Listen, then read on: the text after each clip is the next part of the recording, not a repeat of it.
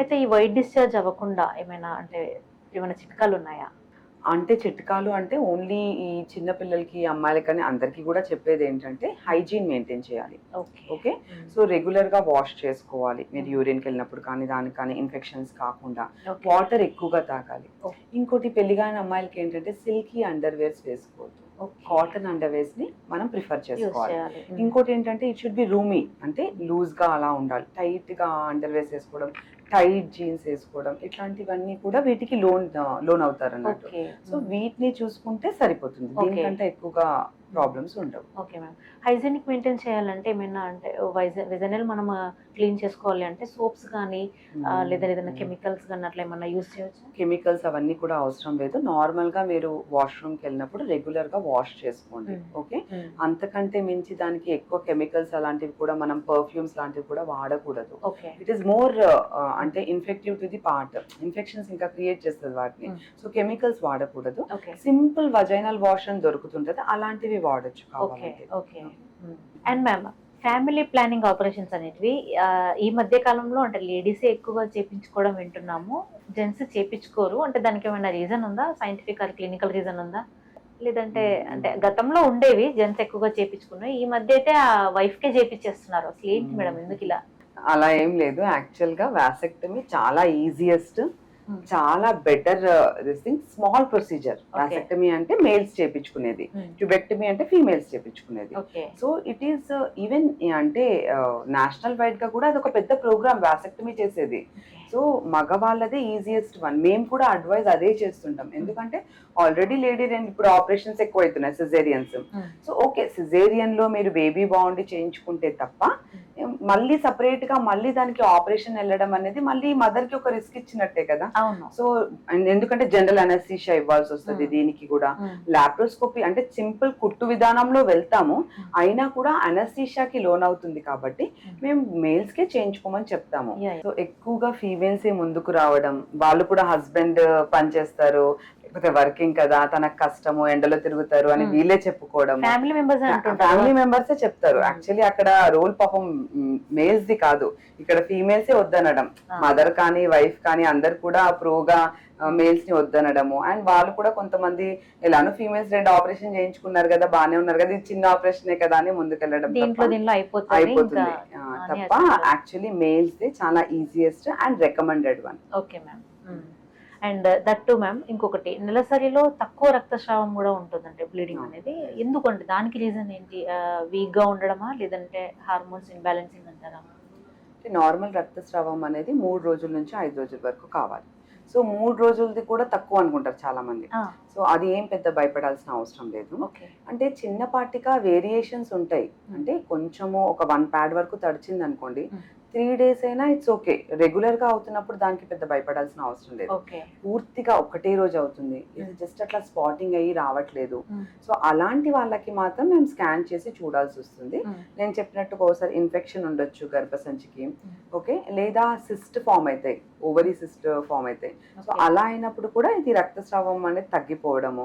తర్వాత గర్భసంచిలో కూడా వివిధ రకాల అనటామికల్ వేరియేషన్స్ ఉంటాయి. అంటే లోపల అడ్డుకోడు ఉండడం కానీ ఇంకా వేరే వేరే ఉంటాయి.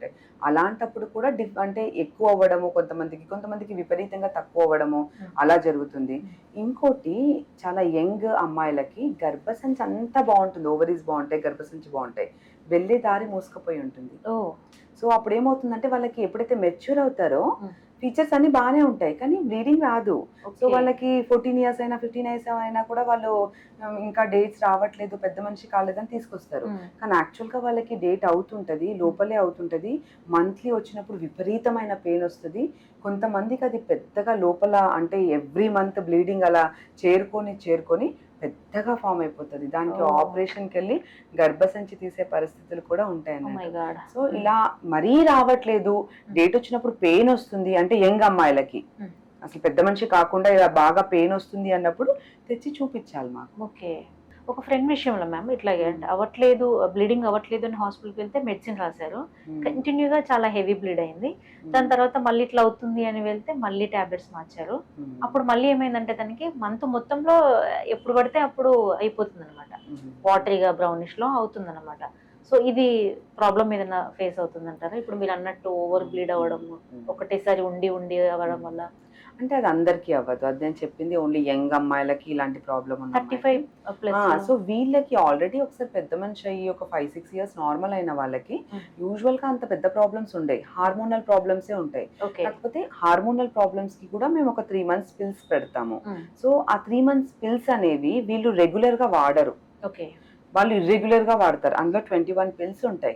ఒక 10 రోజులు వేసుకుంటారు, ఒక రోజు ఏదో పూజ అనేసి ఉపవాసాలు అనేసి దీన్ని కూడా ఉపవాసానికి పెట్టేస్తారు. అలా ఉన్నప్పుడు ఖచ్చితంగా డేట్ వస్తుంది. అంటే ఆ పిల్లే అలా ఉంటది, ఆ మెడిసినే మీరు ఆపేస్తే మళ్ళీ డేట్ వస్తుంది. ఆపేసామంటే ఖచ్చితంగా సెకండ్ డేనో థర్డ్ డేనో డేట్ వచ్చేస్తుంది. సో అలా ఇర్రెగ్యులర్ గా అయ్యే వాళ్ళు చాలా మంది ఉంటారు. ఇంకోటి ఇలా అయినప్పుడు ఒక 3 months మేము ఎప్పుడైతే రెగ్యులర్ ట్రీట్మెంట్ పెడతామో ఆ 3 months రెగ్యులర్ గా టాబ్లెట్స్ వాడాలి. ఒక మంత్ వస్తారు, వదిలేస్తారు, మళ్ళీ 5 months కి మళ్ళీ ప్రాబ్లం ఉందని వస్తారు. సో మేము చెప్పినట్టు వస్తే సెట్ అయిపోతుంది. ఇంకా దానికంటే బియాండ్ అంటే యూజువల్ గా వేరే మన ఆర్గన్ ప్రాబ్లమ్స్ ఉంటాయి, అవి మేము చూసి చెప్తాం. Okay ma'am.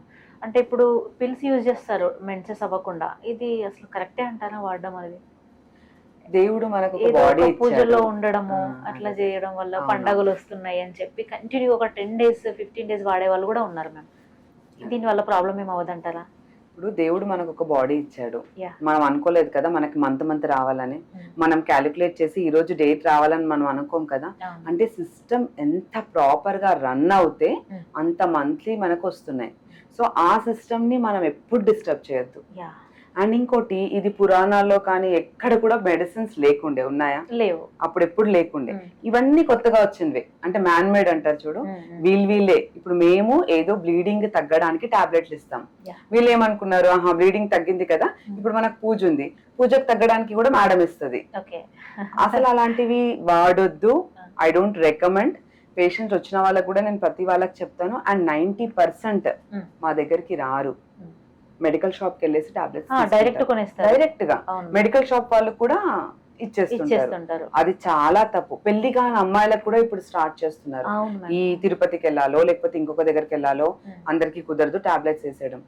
ఇవన్నీ ఎక్కడా లేవండి, మీ బాడీ అంతే.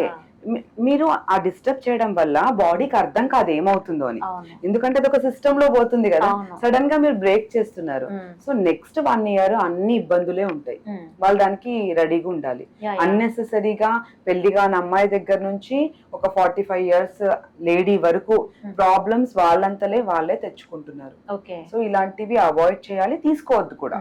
అదే మ్యామ్, చాలా మంది ఇప్పుడు చిన్నపిల్లలు అయితే మీరు చెప్పినట్టుగా 15-16 years వాళ్ళు ఆపేసి మళ్ళీ బ్లీడ్ స్టార్ట్ అయిన తర్వాత చాలా పెయిన్ఫుల్ గా బాధపడుతున్న సందర్భాన్ని చూస్తున్నాం కదా. ఉంటాయి, అవి తీసుకోవద్దు. Tablets it's not recommended. నేను అందరికీ కూడా మేము అదే చెప్తాం, మీరు పూజలు అనేసి అవన్నీ కూడా ఆ టైంలో ఉండేనా అండి? ఇప్పుడు ఒక మేబీ ఒక 40-50 years కింద ఇలాంటివి లేవు. మన అమ్మమ్మల టైంలో టాబ్లెట్స్ ఎందుకు ఉండే? వాళ్ళు వాళ్ళ పద్ధతిలో ప్రకారంలో ఏదో ఒకటి చేసుకుంటూ వెళ్ళారు. కానీ ఇప్పుడు వాళ్ళు అన్ని అవైలబుల్ ఉండేసరికి, అన్ని తెలిసేసరికి ఇలాంటివి చేస్తున్నారు. అవి చేయకూడదు. ఓకే.